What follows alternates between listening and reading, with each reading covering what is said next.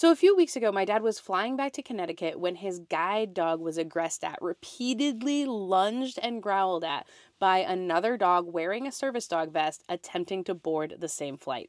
If it hadn't been for the airline staff stepping in, the handler holding the dog back, and my dad physically protecting his dog, it is very likely that that aggressing dog would have made physical contact with my dad's guide dog while he was simply seated on the plane. But what's wild is that it didn't happen just once. It happened 3 times, and yet the airline still allowed the aggressing dog to fly. So today, I want to talk about what happened, what the airline's responsibility was under the ACAA, how they failed to meet that responsibility, and also some important distinctions between guide dogs and other types of service dogs. I'll also share my thoughts on what may have been going on with the other handler and what you as an owner, trainer, or service dog handler need to consider and prepare for, especially if you're considering traveling on public transit. Hi, I'm Laura from Doggy U, and I'm a certified guide dog mobility instructor, service dog trainer, and trick trainer who's been training and placing service dogs for the last 15 years. And today, we're going to be talking about service dogs on planes. So I'm going to start by letting my dad tell the beginning of this story. And for context, my dad is blind and a guide dog user and was traveling with my mom, who is sighted. So as many of you know, with guide dogs and service animals, you get an opportunity to get up front and get to a bulkhead seat. Sometimes that's preferred, although guide dogs can fit in very small areas. So I sat Lyric down, laid her down. We were in the bulkhead seat. I was with my wife, and it was kind of an unusual situation. She's perfectly fine. She travels better than pretty much anybody in a plane. And lo and behold, as they started loading the plane with the regular seats, a woman with a fairly large dog turned the corner and tried to get into the aisle of the plane. And this dog was an Australian Shepherd type of dog, lunged at Lyric and started barking, and dog reactive, unbelievably dog reactive. Lyric was a superstar. She just held her ground. She stood up and just stared at the dog and never barked, never growled, never made any kind of attempt. She was absolutely A+, and it was so scary and so awful of an experience. So after that first time coming on and getting removed, they came on a second time in which the dog was actually worse with aggressing towards Lyric. They were rushed off again, and you're not going to believe this, but they came on a third time in which the airline attendants were actually physically blocking the dog from Lyric so that Lyric didn't get attacked. And if you're wondering, is this legal? Should this happen? Well, let's see what the ACAA has to say about it. So plane travel isn't actually governed by the ADA, the American with Disabilities Act, but rather the ACAA, the Air Carrier Access Act. And in this case, I don't believe that what the airline did was the right thing to do. Here's what the Air Carrier Access Act states in regards to denying transport. Airlines are permitted to deny transport to a service dog if it violates safety requirements, e.g. too large or heavy to be accommodated in the cabin, poses a direct threat to the health or safety of others, causes a significant disruption in the cabin or at airport gate areas, or violates health requirements, e.g. prohibited from entering a U.S. territory or foreign country. Now, it does say here permitted to deny transport. It does not say it has to deny transport. But what happened here is that my dad's right to safety, both emotionally and physically, was being violated. And them allowing that dog to travel posed a direct threat to his health and safety, as well as the health and safety of others, like the flight attendants who put themselves between the dog and my dad's dog. This would also fall under significant disruption in the cabin, as the flight was delayed for at least 20 minutes while the staff decided what to do about the situation. So let's talk now about guide dog specific considerations that you may or may not be aware of as a service dog handler. Blindness is a spectrum, and that means that some guide dog handlers will have some amount of remaining vision, and in fact, many do. That being said, my dad has retinitis pigmentosa and doesn't currently have any functional remaining vision.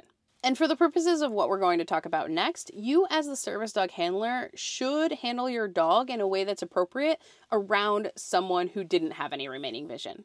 So what does that mean? Well, a couple of things. First, if you're used to other service dog handlers moving away or creating distance between you and your service dog, a guide dog is not going to do that. Guide dogs travel in straight lines and will maintain that straight line unless something is in the way, at which point they'll move around it and then return to that straight line. whether or not you are nearby. So don't expect that a guide dog handler will change course just because you and your service dog are present. But there's something else that's a factor here, and that's that sighted handlers tend to do little micro behaviors or even large behaviors that support their dog in specific ways. This could be something like noticing an approaching dog is hard staring at their dog and moving away or choosing a different path. Or it could be supporting the dog through eye contact or asking for attention while they walk by a distraction. Or it could be tightening the leash when they see a distraction like a chicken bone on the ground to make sure that if your dog makes a mistake and lunges for it, they can't get to that dangerous item. Guide dogs have a lot of responsibility, and it's the reason that some dogs that don't make it as a guide dog can go on to other service dog careers where they work a little bit less independently or with more support from the handler than a guide dog gets. Now, the terrifying thing about being blind and having a dog attack your dog is that you can't see it coming. You can only react, but you can't prevent. You also don't know if the dog is off leash or being pulled back or any of that. So putting yourself between your dog to protect your dog puts you at real physical risk. And the whole thing threatens both your physical safety and your emotional safety as well as the dog's. I tell you all of this because I think a lot of handlers assume that when they see another service dog handler that they can manage or avoid the other handler in certain ways, and that's not always the case. It's also to shed light on how terrifying an attack like this can be on a handler who can't see it coming and how it can have lasting effects for the team. Next, we're going to talk about my guesses onto what happened here and how a situation like this could happen. But before we get to that, I would love it if you could head on down and boop that like button. Doing so positively reinforces me and lets me know you want more videos like this one. So now let's talk about what may have happened with this team with the aggressing dog. First, I think it's important to know that this team had filled out the appropriate DOT paperwork, it had been handed in, and the airline had checked that paperwork. So they had their paperwork in order. So could this have been a person that was impersonating a disability in a service dog? Sure, it absolutely could have been. But I have some other thoughts on what might have happened here, and I think it's a learning opportunity for anybody who is thinking about traveling with their service dog. Now, my guess is that this was potentially an inexperienced dog with maybe an inexperienced handler and that the service dog was not the appropriate temperament for service dog work. Or that the stress of the situation was causing a reaction that the handler hadn't seen, or at least at this heightened level. So the stress from the dog and the stress from the handler was creating this reactivity that was unable to be resolved or to be brought under control, meaning that the dog was not adequately prepared for the situation it was being put in. Now, this is not me making excuses for the handler. I fully believe that that dog should not have been allowed to fly. And also, it's totally possible that this dog has never had such a large reactive moment before. But it's clear that this dog's temperament is not appropriate for service work, because if the dog's stress and the handler's stress can escalate the dog's behavior to even possibly have this outcome, then it's not an appropriate candidate for service dog work.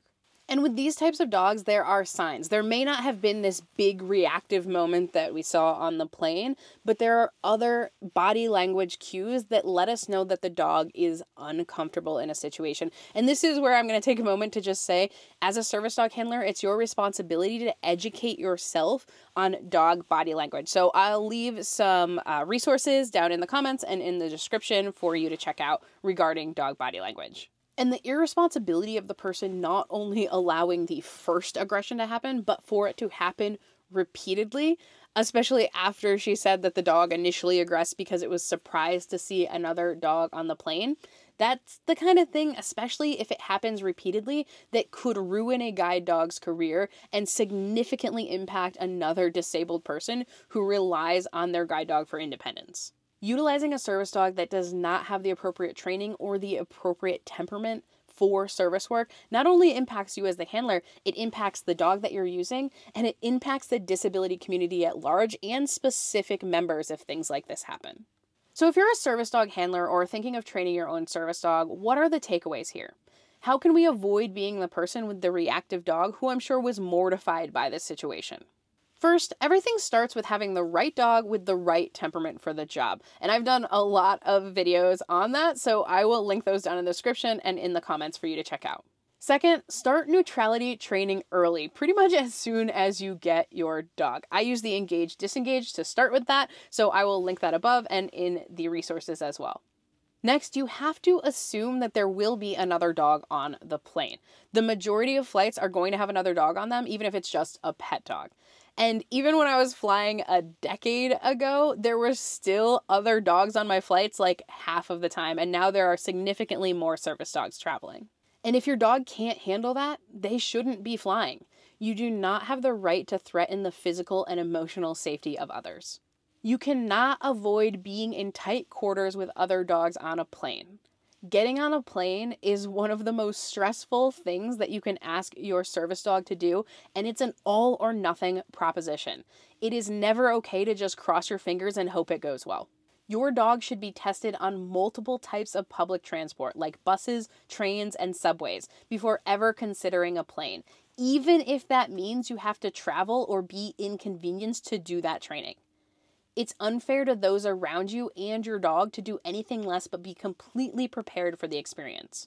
You should also practice being in close proximity to other dogs, even dogs that are reactive and barky. Many handlers practice avoidance, but that's not good enough. It does not test your dog for real-life situations like being next to another service dog team at the movies, in line, or especially on a plane where there is literally no room to move away. Pet dog classes and sometimes even pet stores can be a great way to practice this when your dog is ready for that type of experience, because a lot of times in pet dog classes, people are going to let their dog drag up to you on a 6-foot leash at the end of the leash. And instead of getting upset about that, I use that as an opportunity to counter condition my dog against it, teach him to remain in position, reinforce heavily for it, because the reality is in the real world, things like that are going to happen. And if you don't practice them, your dog will not be prepared for it. And if you're looking for other ideas on how to prepare, I actually have 2 videos that kind of go over that. So I'll put one of them up here and I'll put them both in the resources. And finally, yes, they are dogs and sometimes they behave in ways that we don't expect. But if your dog has the propensity to behave in a way that endangers other teams when stressed and is unable to resolve that reactivity when stressed, because really stress is going to happen, it's inevitable when we're talking about service dog work, then it needs to be transitioned to at-home service dog work. Unfortunately, it just doesn't have the right temperament for public access work, and continuing to work it in public spaces is both irresponsible and impacts the access rights of others. So what do you think? Did the airline handle it appropriately? Have you ever run into an incident like this? Let me know down in the comments. And if you're considering traveling with your service dog, make sure you check out this video next, which is going to go over everything that I did with my 6-month-old puppy to get them prepared for eventual air travel. You all have an awesome day and happy training.